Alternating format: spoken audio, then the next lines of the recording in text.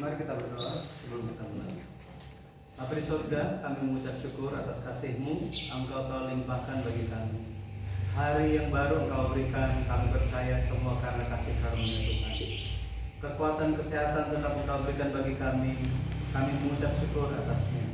Terlebih hati yang mau mengenal Tuhan, yang mengasihi kami, lagi-lagi kami bersyukur.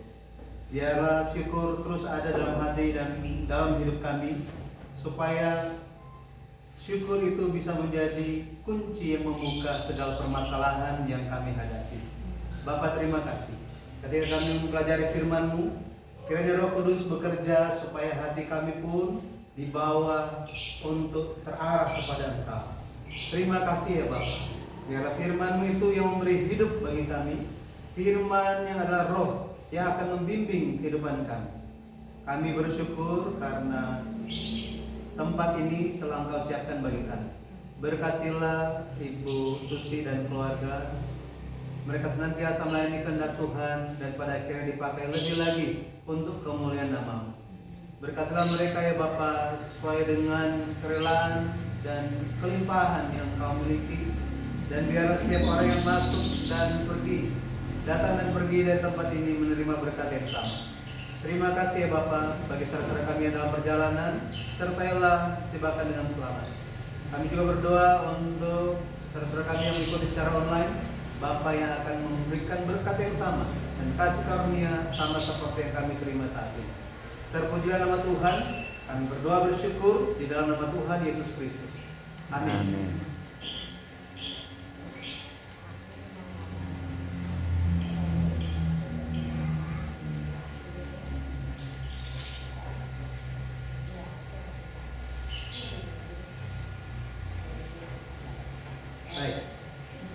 Hari ini kita akan belajar bersama-sama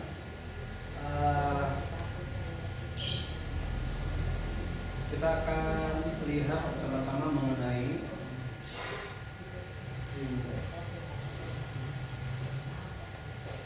Imra. Kita akan lihat mengenai Imra. Mungkin kita nggak begitu familiar, terbiasa dengan istilah-istilah yang seperti ini. Sebelumnya saya ucapkan selamat bergabung Bapak dan Ibu. Terima kasih sudah bergabung. Jadi kita sedang mempelajari mengenai Mazmur 119. Itu pasal yang paling panjang dalam Alkitab. Mazmur itu adalah sebuah lagu. Bisa bayangkan kalau kita di gereja, kita biasanya nyanyi paling banyak ya 2 bait gitu ya. Terus ada refnya. Nah, Mazmur 119 itu ada 176 bait. Kalau kita nyanyi dari awal datang gereja sampai doa pemberkatan cuma nyanyi saja. Iya kan? Nah, tapi itulah keunikan dari firman Tuhan. Mazmur 119 ini berisi tentang ada 10 kata Ibrani untuk menggambarkan intisari dari firman Tuhan. Nah, kita percaya Yesus Kristus, amin. Ya, Dia juru selamat kita.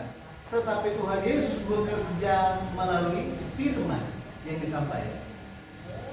Nah, perjanjian baru, kalau kita baca kitab perjanjian baru tentang Tuhan Yesus itu tidak banyak dibicarakan. Jadi masih ada banyak hal yang perlu kita pelajari, perlu kita ketahui tentang Tuhan kita. Ya. Tetapi luar biasanya Tuhan Yesus, Dia adalah firman yang menjelma menjadi manusia. Firman yang menjelma menjadi manusia. Itu sebabnya untuk bisa mengenal Yesus, kita bisa mengenal Yesus lewat firman-Nya. Nah, maka lewat mengenal 10 kata Ibrani dari firman, maka kita bisa lebih mengenal siapa sih firman itu, siapa firman hidup itu, siapa Yesus itu. Nah, jadi ini kita masuk ke dalam kata Ibrani yang ke-9. Nah, jangan khawatir yang belum mengikuti dari awal itu mungkin lain waktu kita bisa bicara lagi mengenai hal ini, tema-tema ini. Tetapi playlist pelajarannya ada di GBSI Malang, ya, di YouTube channelnya ada di situ. Nah, menariknya lewat pelajaran-pelajaran ini adalah kita bisa belajar secara terpisah. Nah, memang ada baiknya secara keseluruhan, gitu ya. Kita mempelajari dengan alat bantu buku seri Sejarah Penebusan yang ditulis oleh Pendeta Abraham Park, ya, pendeta senior kita. Dia lewat buku seri yang ke-7. Mari kita lihat mengenai Imra ini. Apa sih Imra? Kita baca dulu firman Tuhan di Mazmur 119 ayat 148. Kita baca bersama-sama. 2, 3. Aku bangun menanti waktu jaga malam untuk merenungkan janji-Mu. Sini, kata janji bahasa Ibraninya Imra. Apa? Imra. Maka Imra, arti dari Imra itu adalah janji. Ya. Secara khususnya janji Tuhan. Ya, janji Tuhan. Imra. Ya, ini tulisan Ibraninya itu dibaca dari kanan ke kiri, ya. Imra, ya, Imra. Firman atau janji Tuhan. Kenapa itu artinya juga merupakan firman? Kita bisa lihat nanti lewat arti katanya, ya, akar katanya dari mana. Jadi secara khusus kita mempelajari Imra ini lewat Mazmur 119. Di Mazmur 119 kata Imra muncul 19 kali. 19 kali muncul. Ya. Artinya apa? Kalau misalnya kita dulu pernah sekolah, ya. Pernah sekolah. Terus ada daftar hadirin biasanya. Kalau nama kita selalu muncul, artinya apa? Ada dua. Apakah gara-gara prestasi atau gara-gara bandel? Cuma dua itu aja kan. Wali kelas akan sebutkan nama kita. Artinya ketika kata Imra ini muncul, janji Tuhan ini muncul sebanyak 19 kali. Artinya apa? Artinya penulis Mazmur 119 dia sangat merenungkan janji Tuhan. Apa sih yang Tuhan janjikan untuk saya? Memangnya janji Tuhan itu berfungsi apa untuk saya? Ya, nanti kita akan lihat seperti apa kesaksian, pengalaman dari pemazmur dengan kata Imra ini. Ya, kita akan lihat bersama-sama. Jadi ini ada 19 kali kata Imra dituliskan. Ya. Ya. Mari kita lihat artinya, ya. Kata Imra itu dari kata kerja amar. Apa? Amar. Amar di dalam bahasa Ibrani itu berarti berkata atau berkata, berbicara atau berfirman. Berkata, berbicara atau berfirman. Ya, berkata. Di Perjanjian Lama kalau kita lihat banyak sekali muncul berkatalah, ya, berkatalah, berkatalah. Itu muncul banyak sekali. 5.300-an kali munculnya, ya, kata ini. Jadi suatu kata yang umum digunakan sebenarnya, ya. Tetapi dimulai dari kata amar berkembang menjadi kata Imra. Ketika sering digunakan, pada akhirnya ini memiliki makna bercerita, memikirkan, memerintahkan atau berjanji. Sekarang kita berjanji itu pakai tanda atau pakai bicara? Lewat bicara kan? Lewat perkataan. Orang bikin janji. Ayo kita janji setiap hari Kamis pagi di Igatop Malang jam 10 pagi, ya. Sudah janji. Nah, itu bikin janjinya lewat apa? Hanya begini-begini saja atau lewat bicara? Lewat bicara. Iya kan? Makanya Imra memiliki makna berjanji. Berjanji. Tapi kalau kita lihat kembali lagi kepada kata akar katanya. Apa akar katanya? Amar. Amar ini digunakan untuk beberapa hal. Kalau kita lihat di dalam Alkitab, amar itu berhubungan dengan penciptaan ya, Allah yang menciptakan, kemudian bagaimana Allah memerintahkan, lalu apa? Allah berjanji. Tiga hal ini. Amar, Imra. Jadi ada hubungannya dengan penciptaan Tuhan. Loh, kok ada hubungannya? Gitu ya. Hubungannya di sebelah mana? Kalau kita lihat, ketika Tuhan menciptakan, Dia menciptakan dengan apa? Apakah Tuhan bikin? Tidak. Dia hanya apa? Berfirman. Dia hanya berkata saja. Makanya firman Tuhan memiliki hubungannya dengan pekerjaan penciptaan. Iya kan? Makanya kalau kita baca di Kejadian pasal 1, di situ muncul berfirmanlah Allah, jadilah terang, maka itu jadi. Iya kan? Berfirmanlah Allah. Jadi firman Allah itu menjadikan dari tidak ada menjadi ada. Ya, dari tidak ada menjadi ada. Itulah Tuhan kita. Itulah luar biasanya firman Tuhan. Ya, firman Tuhan. Nah, jadi hubungannya dengan pekerjaan penciptaan di Kejadian pasal 1 itu muncul 11 kali. Muncul berapa kali? 11 kali. Berfirmanlah Allah. Sampai 11 kali. Dan setiap kali Tuhan berfirman, apa yang Dia firmankan itu jadi. Makanya kita perlu firman Tuhan supaya apa yang Tuhan janjikan, apa kebaikan yang Tuhan inginkan bagi kita itu bisa terjadi. Sekarang sebagai orang tua, bukankah kita mau yang baik terjadi untuk anak-anak kita? Iya kan? Tetapi dalam faktanya ada perkataan nasihat dari orang tua nggak jadi kan? Gara-gara apa biasanya? Anak-anaknya karena pergaulan, iya kan? Gara-gara pengaruh dunia, hal seperti itu. Tetapi orang tua ingin apa yang dia nasihatkan, apa yang menjadi perkataannya, itu diwujudkan lewat kehidupan anak-anaknya, lewat keluarganya. Kalau misalnya istri nasihati suami, udah banyak kali ya? Berapa banyak yang terjadi? Ada yang terjadi, ada yang tidak ya.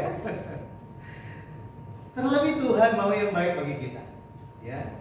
Tuhan mau yang baik bagi kita. Jadi ketika Tuhan berfirman, ketika Tuhan amar, maka itu terjadi. Mazmur 33 ayat 9. Jadi jangan lupa bahwa apa? Tuhan kita itu sungguh baik.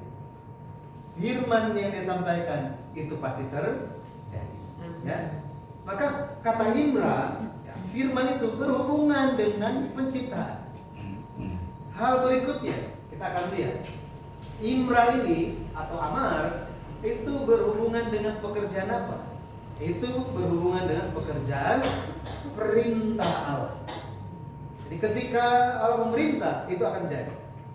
Contohnya Kejadian 2 ayat 16 sampai 17. Di situ dikatakan lalu Tuhan Allah memberi perintah, ya, perintah ini kepada manusia, katanya. Ya, jadi Dia berbicara. Semua pohon dalam taman ini boleh kau makan buahnya dengan bebas, tetapi pohon pengetahuan tentang yang baik dan yang jahat itu janganlah kau makan buahnya. Jadi Tuhan selalu sampaikan ini. Tuhan bilang apa? Jika kamu menjaga perkataanku, jika kamu menjaga perjanjianku, maka kamu akan tetap hidup. Ya, akan tetap apa? Hidup. Tuhan bilang apa? Adam, semua pohon ini di dalam taman ini boleh kau makan. Tetapi yang di tengah-tengah itu, pohon baik dan jahat itu jangan dimakan. Di hari kau makan, pasti kau mati. Jadi Adam bisa tetap hidup atau Adam itu mati tergantung kepada apa? Perintah. Apakah dia taat pada firman Tuhan atau tidak? Iya kan? Tetapi kita tahu jalan ceritanya. Akhirnya dia taat atau tidak? Tidak. Tidak. Makanya dia mati. Kita Roma mengatakan, karena ketidaktaatan satu orang, maka semuanya itu sudah jadi hamba dosa. Karena ketidaktaatan. Tetapi karena ketaatan satu orang, siapa? Yesus. Maka semua orang dibenarkan. Haleluya. Ya, dibenarkan. Kejadian 12 ayat 1 pun sama. Perintah Tuhan itu apa? Ya. Perintah Tuhan kepada Abraham, pergilah dari negerimu dan dari sanak saudaramu dan dari rumah bapamu ini ke negeri yang akan kutunjukkan kepadamu. Di sini berfirmanlah Allah, amar. Artinya apa? Ketika Tuhan memberikan perintah, jika kita taat, pada akhirnya semua kebaikan Tuhan itu akan terwujud, akan terjadi. Nah, berikutnya, hal yang ketiga, amar ini atau imra itu berhubungan dengan janji Allah. Dengan apa? Janji Allah. Jadi kata imra atau amar berhubungan dengan penciptaan, perintah Allah, kemudian janji Allah. Janji Allah. Ini janji, kata janji paling sering kita dengar sepertinya ya. Paling sering kita dengar. Ya. Kalau di dalam lagu-lagu rohani, janjimu seperti fajar pagi. Gitu ya. Waduh, kayaknya gelap, tetapi ketika ada fajar, waduh langsung sukacita, langsung jadi terang, gitu ya. Seperti itulah janji Tuhan. Tapi kalau janji manusia bagaimana? Janji manusia seringkali apa? Seringkali meleset. Ya. Bicaranya A, akhirnya jadi B. Kadang-kadang jadi Z. Jauh sekali. Makanya kita, kalau pendeta Abraham Pak dia bilang apa? Kita harus menjadi seseorang berdasarkan perkataan. Apa yang kita bicara, apa yang kita sampaikan, jadilah seperti itu. Artinya kita harus melakukan apa yang kita katakan. Kita harus menjaga apa yang kita janjikan. Nah, kita harus tepati. Nah, ketika Allah berjanji kepada Daud, wah, janji Tuhan itu tetap selama-lamanya. Makanya ketika Tuhan memberikan janji kepada kita, janji itu adalah untuk selama-lamanya. Itu beda janji Tuhan. Janji Tuhan tidak berubah. Kesetiaan Tuhan itu tidak berubah. Luar biasa, ya, luar biasa. Jadi kita kembali lagi kepada amar, kepada imran, ya, imran. Janji Tuhan atau firman Tuhan. Nah, Pemazmur 119 dia ada banyak pengalaman dengan imra ini, ya. Dia bisa melihat bahwa firman Tuhan itu sangat berlimpah dengan semangat hidup. Dengan semangat hidup. Pernah lihat orang yang kehilangan semangat? Pernah ya? Sudahlah, saya sudah seperti ini. Ya, nanti juga saya mati. Ya, saya sudah seperti ini. Nah, ada yang berubah, apa yang bisa rubah? Ya, presiden aja gak kenal saya. Saya nggak pernah masuk TV, ya Tuhan kayaknya nggak pernah lihat saya, nggak pernah jawab doa saya. Saya sudah seperti ini aja. Ya. Nah, banyak orang yang kehilangan semangat hidupnya. Tetapi Pemazmur memberikan teladan bahwa apa? Semangat hidup itu sangat berlimpah dan kita bisa temukan di dalam firman Tuhan. Dikatakan apa? Beberapa contoh. Ketika menaruh imra dalam hati, maka imra itu, firman itu akan menolong supaya tidak berdosa. Iya kan? Bapak Ibu, kalau misalnya ada polisi di sebelah kita, boleh melanggar nggak? Berani nggak? Nggak berani melanggar. Gara-gara ada apa? Ada polisi di sebelah. Bukankah Tuhan yang menciptakan polisi? senantiasa ada bersama dengan kita.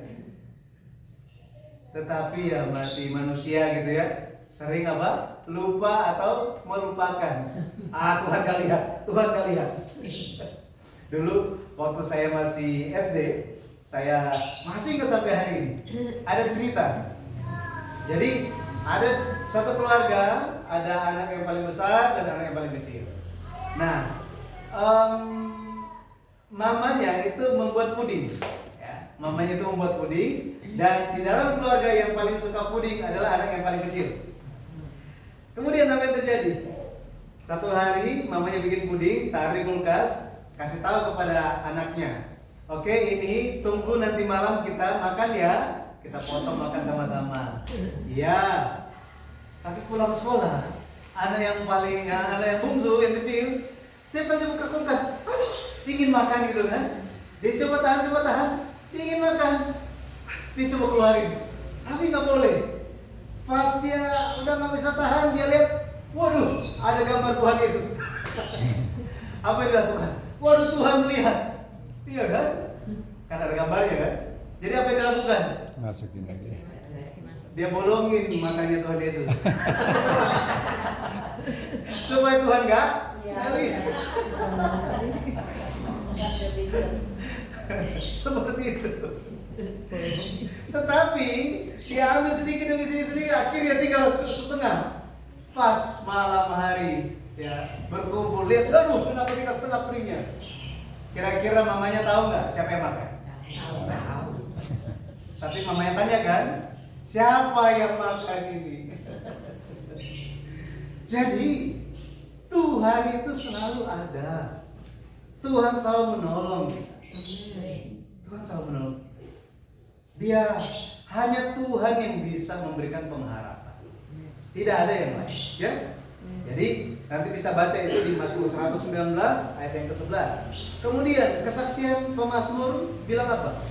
Lewat firman ada penghiburan meskipun di tengah kesengsaraan. Bapak Ibu pernah sengsara? Pernah susah? Pernah. Bapak Ibu di dalam rumah ada yang merek Samsung di rumah. Kalau bukan handphone mungkin apa? Kulkas, TV, iya kan? Tetapi bahkan anak dari pemilik Samsung pun lompat dari atas apa? Bayangkan. Iya kan? Jadi memiliki segala harta dan kemewahan dunia tidak menjamin dia itu keluar dari sengsara. Iya kan? Makanya ketika hal tersebut terjadi, mari kita datang kepada siapa? Kepada Tuhan. Mari kita cari firman. Lagi susah, sulit berpikir, aduh, mau dengar semua penghiburan dari rekan-rekan kita, saudara kita, jemaat, bahkan dari pendeta, mungkin gak mempan. Ambil waktu, buka Alkitab, cari Mazmur 119, baca. Khususnya ayat 50 dikatakan apa? Hanya di dalam firman ada penghiburan. Ya? Bahkan firman itu, dia boleh memberikan kesaksian, firman itu lebih manis daripada madu katanya. Wow, ya, madu. Dia sampai-sampai apa? Merindukan firman Tuhan itu luar biasa, sampai capek katanya. Bapak Ibu pernah baru hari Senin udah pikir, aduh kapan ya hari Tuhan lagi? Saya udah pengen dengar khotbah lagi. Pernah seperti itu? Nggak ada kan? Tetapi pemazmur sampai seperti itu, luar biasa ya. Kita pun setidaknya harus memiliki hati yang sama, ya. Kerinduan yang sama. Rindu Tuhan. Umur manusia memang mau sampai 100 berapa? Mau sampai berapa ratus? Nggak ada, iya kan? Saya awal tahun ini pernah pergi ke Surabaya, diundang salah satu penatua kita, gitu. Mamanya ulang tahun 1 abad, 100 tahun. Wah, belum pernah ketemu ya. Saya akhirnya lihat, wah, gitu kan. Semuanya disiapkan. Apakah bisa menikmati? Tidak bisa, iya kan? Nggak bisa. Itu sebabnya. Jadi nasihatnya bukan, oke sekarang ini selagi kuat nikmatilah semuanya. Bukan itu. Artinya apa? satu kebenaran yang kita perlu pahami, kebenaran firman Tuhan yang kita perlu sadari bahwa apa? Di atas semua itu, langit dan bumi itu akan berlalu. Dan kita perlu satu hal yang kekal. Satu tiket untuk bisa pulang ke surga. Apa itu? Firman. Tanpa firman tidak akan bisa. Tidak akan bisa. Orang bilang, oh iman, tetapi nggak suka firman Tuhan. Iya kan? Banyak orang yang percaya Yesus di dunia ini, betul kan? Satu Malang ini yang percaya Yesus berapa banyak orang? Banyak sekali. Berapa banyak orang yang mau kenal Yesus? Iya kan? Makanya Tuhan lagi lihat, ya. Dan Tuhan pun perhatikan. Aduh, ini pagi-pagi udah ketemu di sini capek-capek mau mendengar firman Tuhan. Beda, berbeda. Kalau pendeta Abraham Park, pendeta senior dia bilang begini, karena di Korea itu kan 4 musim, ya, yang membersihkan gereja, karena jemaat-jemaat itu rajin membersihkan gereja, pendeta-pendeta juga. Yang membersihkan gereja di musim semi dan di musim salju, upahnya beda. Kenapa beda? Musim semi enak gitu kan, lihat pemandangan gitu kan, sejuk. Di musim salju, waduh, pakai berlapis-lapis ya kan, terus saljunya tinggi-tinggi, mesti dibersihkan. Ya, beda upahnya. Sama di hadapan Tuhan, upah setiap orang berbeda. Memang ada keselamatan, tetapi upahnya berbeda. Jadi Tuhan itu adil. Pemazmur, dia merasakan sukacita karena dia sadar firman Tuhan. Bayangkan, ya. Ini di dalam istilah sinode GBBSI di seluruh dunia, istilah yang digunakan hal sukacita besar karena menyadari firman itu adalah keharuan Roh Kudus. Keharuan apa? Roh Kudus. Maksudnya apa? Ada satu hal yang selama ini kita tidak mengerti. Tidak mengerti. Itu hanya lewat begitu saja, bahkan terlupakan. Kita tidak menyadari hal itu. Tetapi di satu titik tertentu, tiba-tiba ketika mendengar firman Tuhan itu, Roh Kudus bekerja di dalam kita dan kita bisa mengerti hal itu. Dan kita bisa, wah ternyata itu, wah, itulah keharuan. Itu yang akan menggerakkan kita untuk semangat maju. Dan itu kita perlu doakan. Amin. Amin. Kita perlu doakan itu. Ya, sukacita besar karena menyadari firman Tuhan. Ya, makanya Yesus kasih perumpamaan apa? Kerajaan surga seumpama seseorang, dia lagi pergi di ladang, tiba-tiba dia menemukan apa? Harta karun. Apa yang dia lakukan? Dia tutup lagi. Iya kan? Supaya apa? Supaya nggak dicuri orang. Dia tutup lagi, kemudian apa? Dia jual semua yang dia miliki, terus dia beli ladang itu. Kenapa dia mau jual semua yang dia miliki? Karena dia tahu apa? Harta karun yang dia temukan itu lebih berharga dari segala yang dia miliki di sepanjang hidupnya. Apakah ada yang mau lakukan itu? Tanpa iman tidak ada yang bisa lakukan. Harta karun itu, kerajaan surga itu bicara tentang siapa? Yesus. Yesus itu lebih berharga dari seluruh dunia. Lebih berharga dari segala hal yang kita miliki. Makanya ada lagu yang berdasarkan kitab Ayub, ya kan? Ku tak membawa apapun juga saat ku datang ke dunia. Ku tinggal semua. Pada akhirnya saat kapan? Saat ku kembali ke surga. Iya kan? Kemudian inilah yang ku punya hati seorang hamba. Apakah benar jadi hamba? Iya kan? Ya pendeta pun sama. Katanya hamba Tuhan kan? Betul ya? Hamba Tuhan. Apakah pendeta melayani jemaat? Atau jemaat yang melayani pendeta? Siapa yang hamba? Betul? Iya. Makanya harus doakan saya supaya saya juga jadi hamba yang benar. Betul ya? Iya. Makanya Yesus bilang, aku yang adalah Tuhan kalian, membasuh kaki kalian yang kotor ini. Jika aku yang adalah Tuhan itu, majikan itu, melayani kalian, maka haruslah kalian saling melayani. Harus saling rendah. Ketika kita rendah hati, pada akhirnya yang tampak cuma Tuhan Yesus. Tapi kalau rendah hati nggak ada, waduh, lihat di gereja itu orang begini-begini. Iya kan? Wah, ini lebih ini. Ah, ini nggak boleh. Dalam gereja tidak boleh ada seperti itu. Siapa yang milik gereja? Yesus adalah pemilik gereja. Ya. Jadi luar biasa pengakuan dari pemazmur ini. Jadi dia memberikan kesaksian bahwa apa? Pekerjaan firman itu bukan terjadi karena kekuatan manusia. Bukan. Tetapi karena apa? Terjadi karena pekerjaan kedaulatan dan otoritas Allah. Itu. Jadi firman Allah itu sangat berkuasa. Kiranya firman Tuhan itu yang membimbing hidup kita. Amin. Amin. Ya, amin.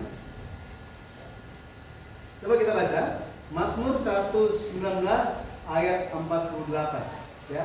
Kita coba baca ini ayat pembukaan kita. Sekali lagi sama-sama. Aku bangun mendahului waktu jaga malam untuk merenungkan janjimu.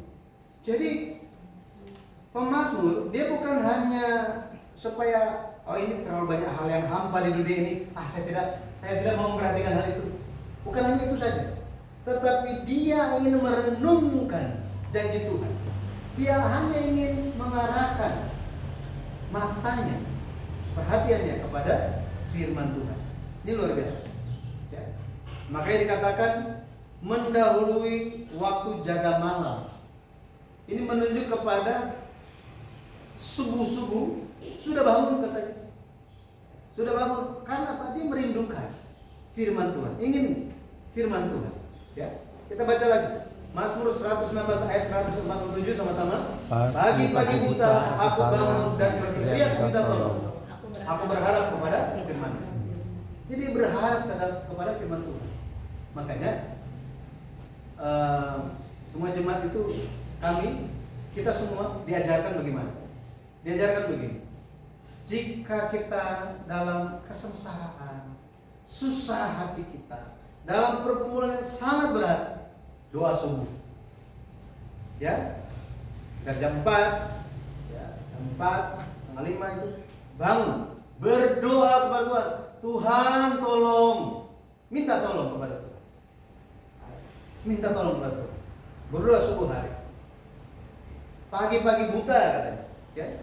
Jadi pemazmur dia bangun pagi-pagi di saat yang paling gelap, paling dingin, untuk merenungkan dan berdoa kepada Tuhan.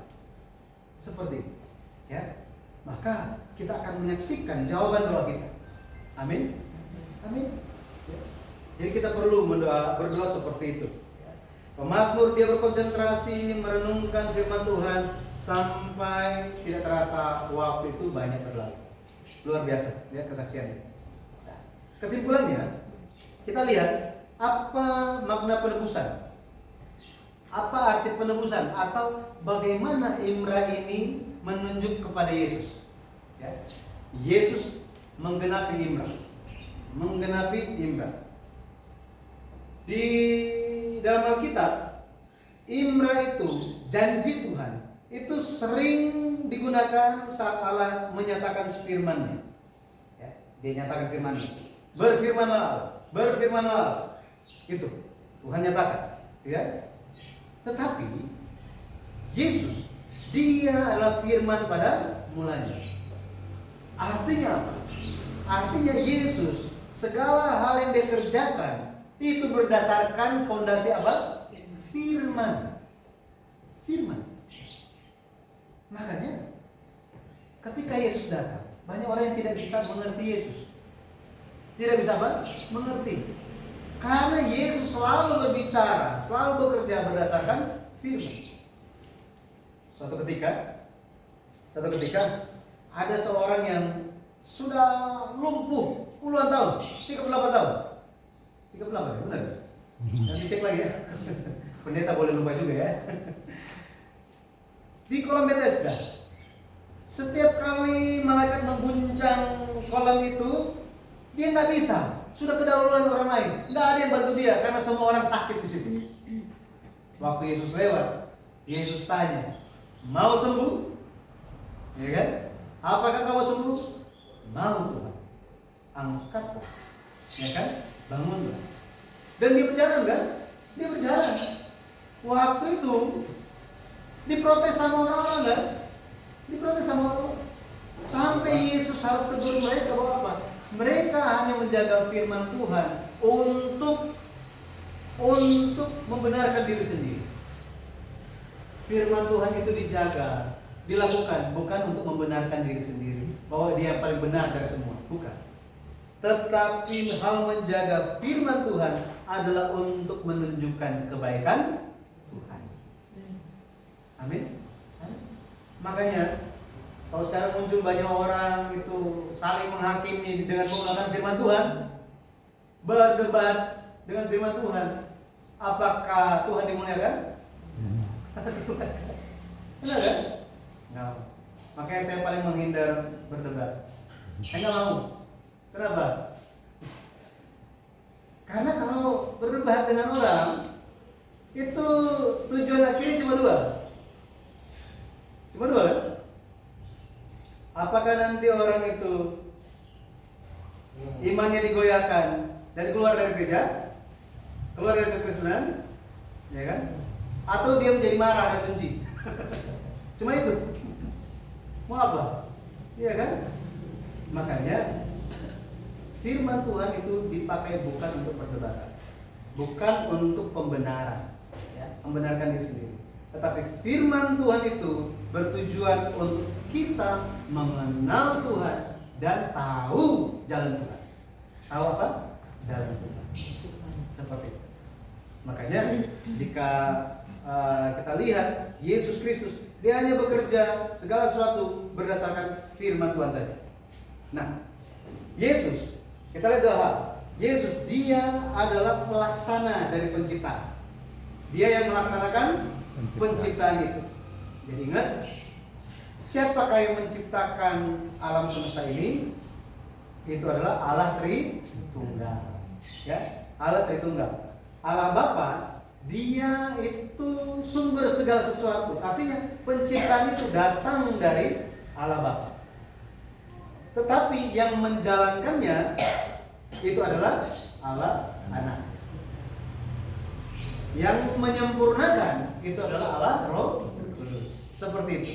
Kita baca 1 Korintus 8 ayat 6. Dan satu Tuhan saja, yaitu Yesus Kristus, yang olehnya segala sesuatu telah dijadikan, dan yang karena Dia kita hidup.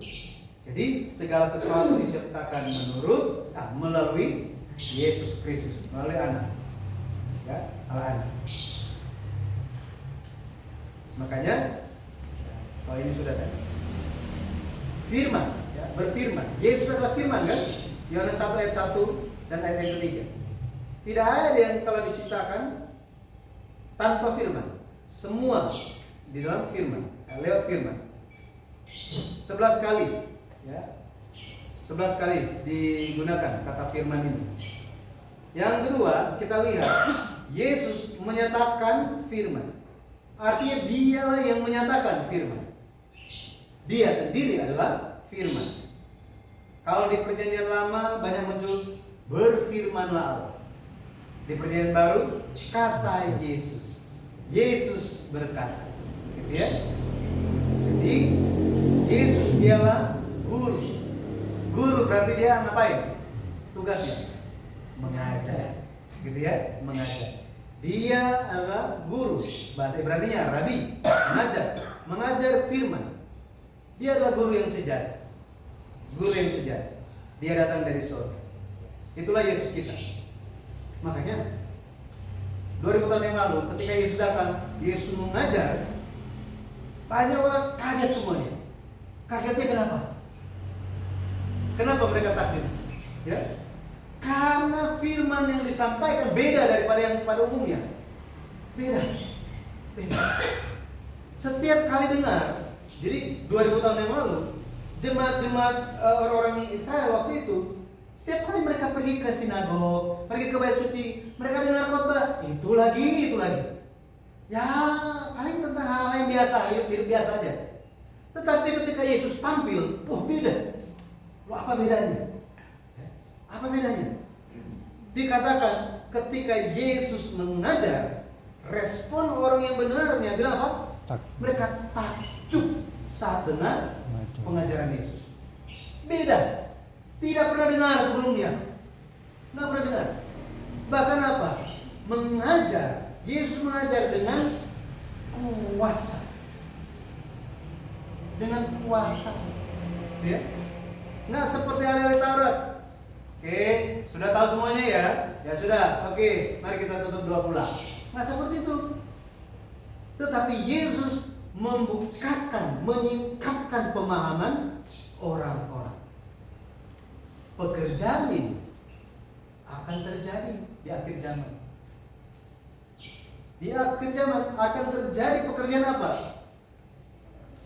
Pemikiran atau wawasan firman dari orang yang percaya itu akan terbuka. Mereka akan kenal firman Tuhan. Sehingga apa? Tidak perlu lagi orang mengajar satu sama yang lain, karena semua sudah tahu. Sudah tahu. Makanya apa yang GPBSI Malang ini lakukan? Apa yang kita lakukan sih? Kita lakukan supaya apa? Semua jemaat bisa kenal Tuhan dan bisa cerita kepada orang yang lain. Seperti itu. Bukan cuma dengan oh ya amin, pulang lupa. Nah seperti itu. Tetapi dengan apakah dengar satu kali langsung ingat? Enggak. Berulang-ulang berkali-kali. Gitu ya. Makanya sama seperti saya punya satu anak, Benjamin, sebentar lagi umur 7 tahun. Dia kalau udah nonton satu dia akan cerita, nanti setelah ini ada ini, setelah ini ada ini. Tunggu dulu, kita pengen tahu ada serunya kan? Tapi dia sudah cerita. Saya kalau nonton, nanti setelah ini ada ini. Kenapa dia bisa begitu? Bukan karena kecil seperti itu? Ya. Karena dia lihat terus, dia perhatikan, dia ingat. Demikian juga kita dengan Tuhan. Ketika kita selalu dengar. Apakah suatu benih cuma ditaruh gitu aja terus udah biarkan saja begitu? Nggak bisa. Harus dijaga, ya kan? Disiram, udah cukup matahari atau kebanyakan. Harus seperti itu. Kita semua adalah benih kerajaan surga. Amin. Kita semua pasti masuk surga. Amin. Harus ada iman seperti itu. Jangan berpikir, ya saya nggak tahu ya. Semalam saya baru saja berantem, kayaknya nggak tahu. Istri saya yang masuk, saya nggak tahu. Jangan berpikir seperti itu. Ya, jangan berpikir seperti itu. Ya. Hal yang kita alami, kita berdoa di hadapan Tuhan, bertobat. Ya. Minta Tuhan, apa yang harus saya sampaikan? Apa yang harus saya lakukan? Ya. Apa yang harus saya kerjakan? Pada akhirnya Tuhan akan membimbing kita. Amin.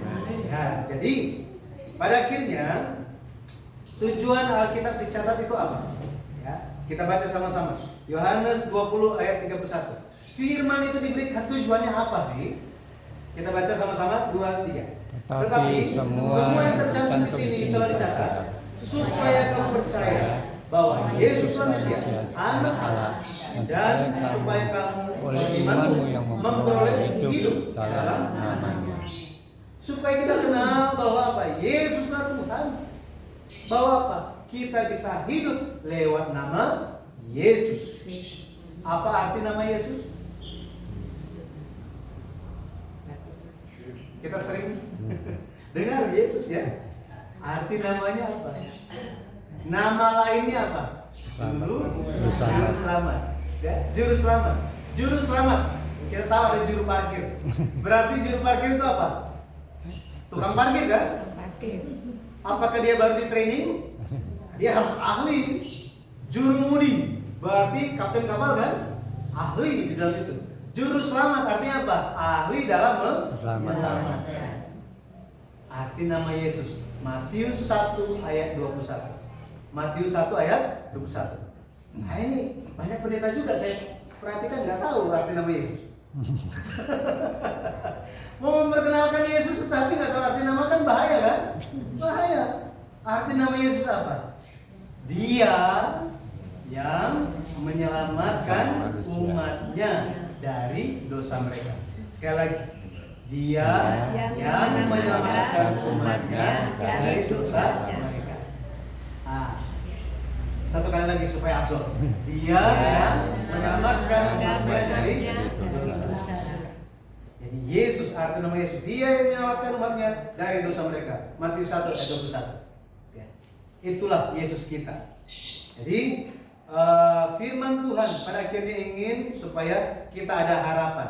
Roma 15 ayat 4. Supaya kita ada pengharapan. Ya, pengharapan. Ada harapan di dalam firman Tuhan. Makanya Yesuslah pengharapan kita. Saya berdoa dalam nama Tuhan Yesus Kristus yang memberkati Bapak Ibu sekalian, kita yang hadir hari ini, kiranya hati kita, hidup kita hanya akan kita jalankan di atas fondasi firman. Pada akhirnya kita akan memperoleh segala kebaikan Tuhan. Amin. Amin. Haleluya. Kita berikan Tuhan kita. Baik, sampai di sini bisa dipahami? Bisa dipahami. Ada yang mungkin ingin disampaikan atau ada yang mau ditanyakan? Silakan. Silakan.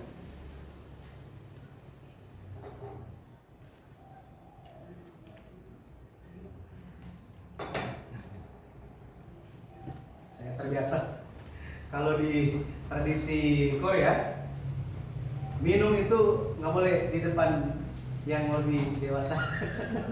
Jadi harus samping. Karena saya cukup lama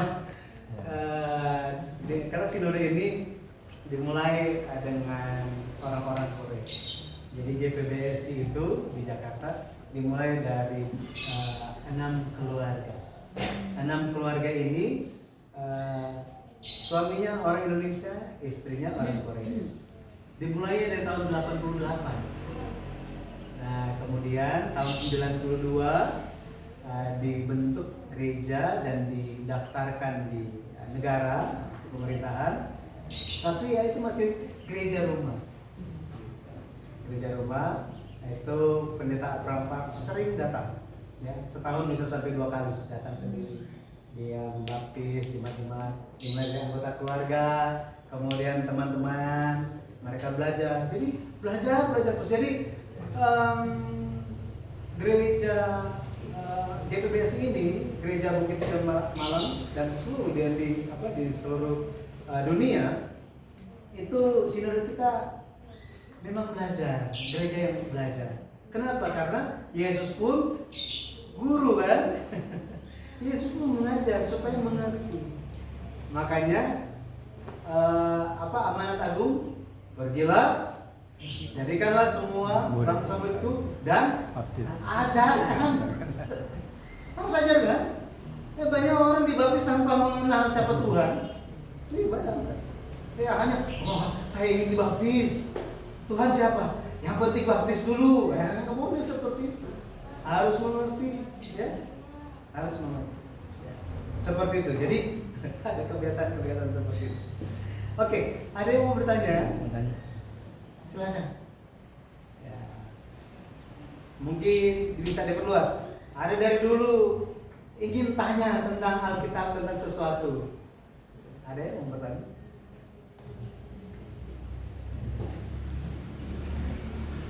Tidak ada? Baik, jika tidak ada, nanti kalau sambil bagus kalau misalnya ada yang bisa mendengarkan lagi, ya, bisa masuk ke channel GPBSI. Coba saya munculkan ya channelnya.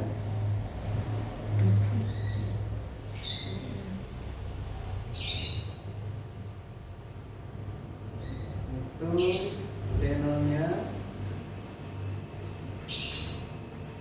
bisa buka di YouTube, kemudian bisa cari GPBSI Malang. Malang. GPBSI Malang, nanti bisa ketemu di sini. Ini GPBSI. Ini gambarnya nanti diganti supaya. Nah, pelajaran hari ini sudah terekam di sini. Ya, jadi kita sementara belajar, sementara direkam supaya nanti di rumah sambil masak, sambil di kendaraan, ya sambil dengar lagi, gitu ya. Nah, bagi mereka yang ini yang kemarin yang ingin tahu tentang 7 perkataan Yesus di atas kayu salib. Di atas kayu salib Yesus bicara 7 kali kan? Sekarang perkataan seseorang yang sebelum dia meninggal apa bukankah itu penting? Wasiat. Kalau misalnya ada orang tua, ya kan? Orang tua sebentar lagi akan pergi. Kemudian anak-anaknya berkumpul. Bukankah semua anak akan berkumpul? Iya kan? Mau berkumpul buat apa? Mendengar. Untuk dengar perkataan terakhir kan? Wah, kalau di kampung saya itu paling ramai itu kalau sebelum orang tuanya meninggal. Kenapa? Semua lagi berpikir anak-anak. Harus deg-degan semuanya. Rumah siapa yang dapat? Kebun cengkeh siapa yang dapat? Itu kelapa yang di sana siapa yang dapat? Seperti itu, ya itu memang terjadi, iya kan? Makanya semua pasti hadir, iya kan? Sebelum Yesus, Tuhan yang menciptakan orang tua itu pergi kembali ke surga, Dia berkata 7 perkataan yang atas kayu salib untuk terakhir kali. Bukankah itu penting? Itu pasti sangat penting. Tetapi banyak orang juga nggak hafal berkataannya apa saja, iya kan? Bayangkan kalau misalnya janji dari suami ya, dilupakan, istrinya ngambek kan? Kamu itu sudah janji lupa, ya kan? Itu makanya kita perlu ingat. Jadi itu setiap hari Rabu itu ada ya saling pengampunan, dan nanti bisa lihat ini ada daftarnya, ada playlistnya ya, untuk kumpulan yang hari Kamis juga sudah ada di sini ya, nanti bisa lihat, bisa mulai ya ini satu persatu ya, bisa lihat semuanya. Oke, ini ada semuanya. Baik, kita tutup sama-sama. Maaf, secara saya tanyakan yang di online dulu, apakah ada pertanyaan? Kita lewat Zoom juga ada gitu ya. Tidak ada. Baik, kita tutup dengan doa Bapa kami sama-sama. Bapa kami yang di surga, dikuduskanlah namamu, datanglah kerajaan-mu, jadilah kehendakmu di bumi seperti di surga. Berikanlah kami pada hari ini makan kami yang secukupnya, dan ampunilah kami akan kesalahan kami, seperti kami juga mengampuni orang yang bersalah kepada kami. Dan janganlah membawa kami ke dalam pencobaan, tetapi lepaskanlah kami daripada jahat. Karena Engkau yang punya kerajaan dan kuasa dan kemuliaan sampai selama-lamanya. Amin. Kita berikan kepada Tuhan. Terima kasih. Terima kasih. Konsen Leon yang sudah ikut. Sampai ketemu.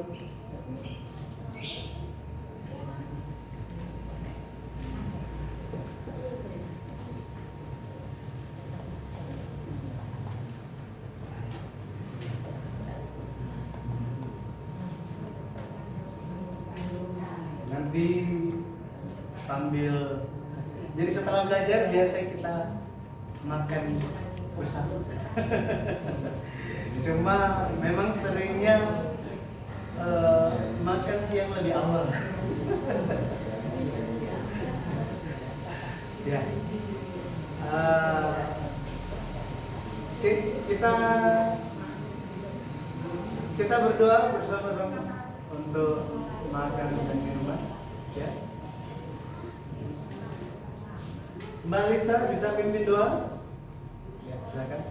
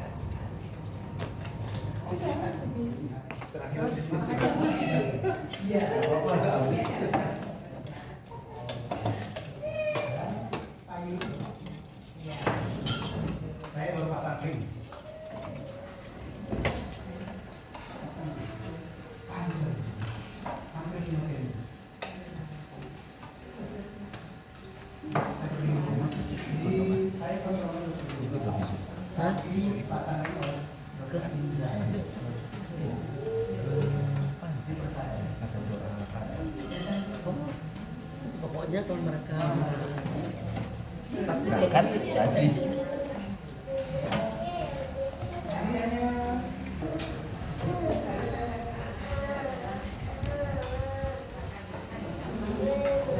Saya juga belum ya seperti beli nasi, kalau kita mau beli nasi di restoran harganya seperti itu. Ada namanya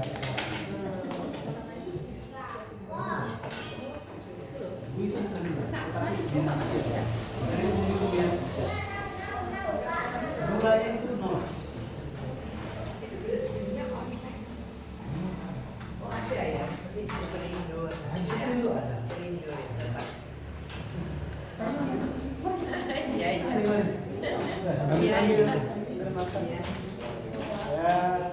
Yang penting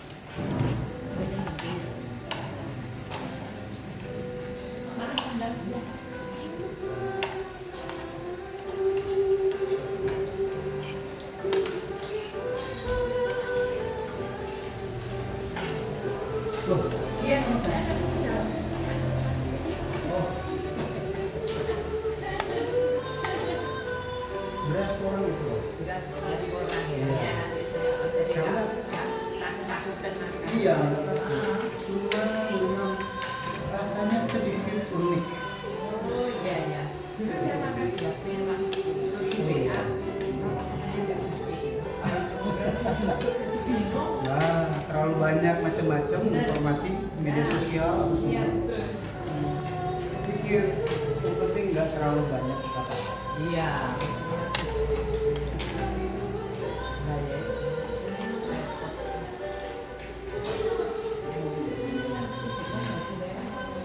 Iya, itu Bu Susi.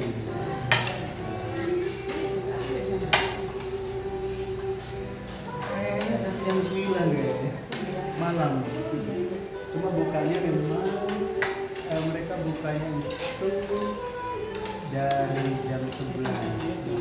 Oh iya. 11 baru buka. Cuma saya minta boleh nggak lebih awal jam 10 boleh.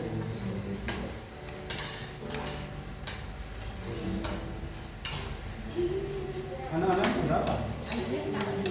Satu. Sudah habis nggak? Punya bro. Kita ini nggak punya anaknya cuma ada. Susu aku.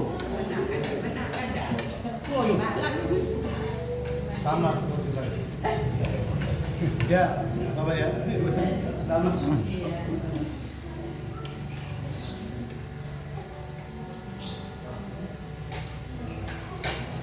Mas.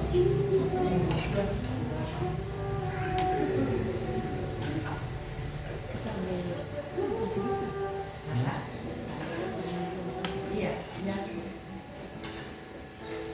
Dari mana ya asalnya Pak? Ya, Dari mana asalnya? saya orang mana? Oh, Saya Manado. Cuma saya kuliah di Jakarta. Tahun 98 saya kuliah di Bina Nusantara, Jakarta. Tapi tahun 2000 saya ketemu gereja ini, mulai ikut belajar. Setelah lulus, dulu saya kuliahnya teknik informatika. Nyebrangnya jauh. Jadi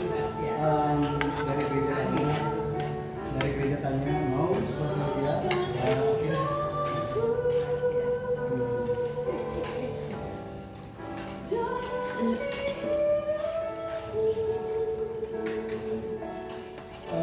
mertua saya, mertua laki-laki Iya. di Medan. Istri saya orang Medan. Dia pun demensia. Cuma demensia parah sekali. 80. Nah, bapak ngomong. Tahun ini Gitu. Jadi kita coba bikin aktivitas.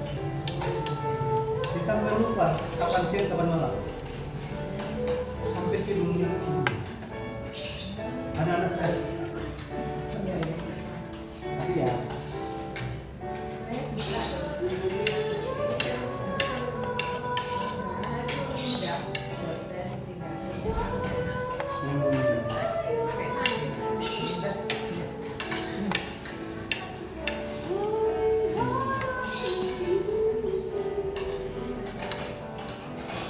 memang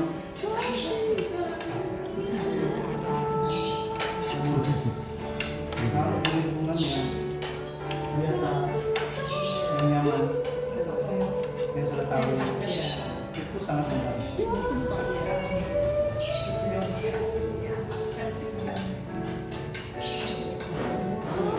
Bisa minta pulang, bisa minta pulang.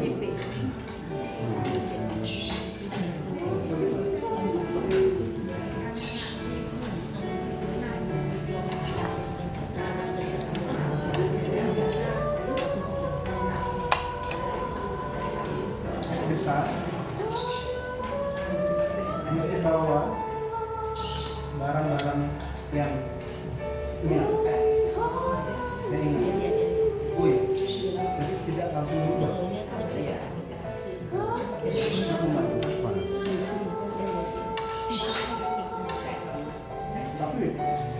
kuat. Oh iya, dia kalau fisiknya nggak apa-apa ya. Fisiknya. Mungkin pernah dulu pernah suka waktu muda melakukan kegiatan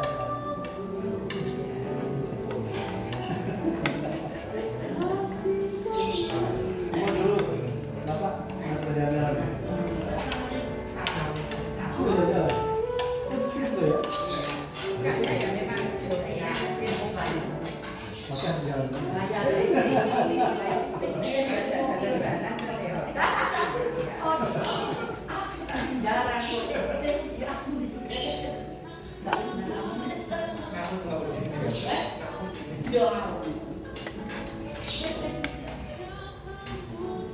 tadi malam baru mulai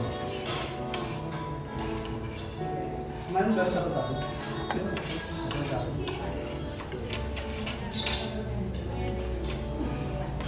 Nah, jadi saya dalam sini nggak kenal saya berapa tahun. Tapi makanya ketika istri saya sakit masuk rumah sakit karena ada di dapur ada gas kena terbakar. Jadi sudah beberapa 2 minggu itu jadi Jumat datang gantian jaga dengan saya karena nggak sini kuat ya.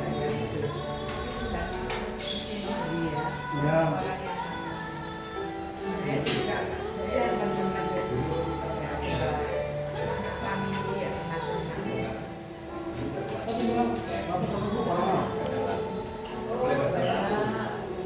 Iya, bukan. Saya sebenarnya. Iya.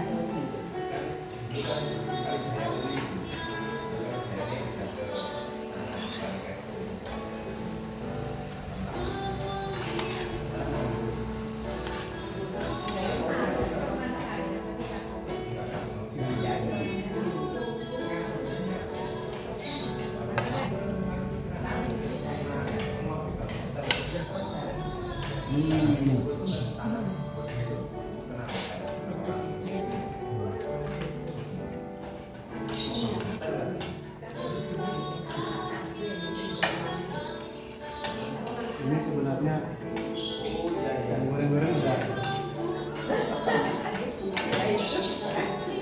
tapi ya berarti hari ini yang goreng-goreng sudah cukup.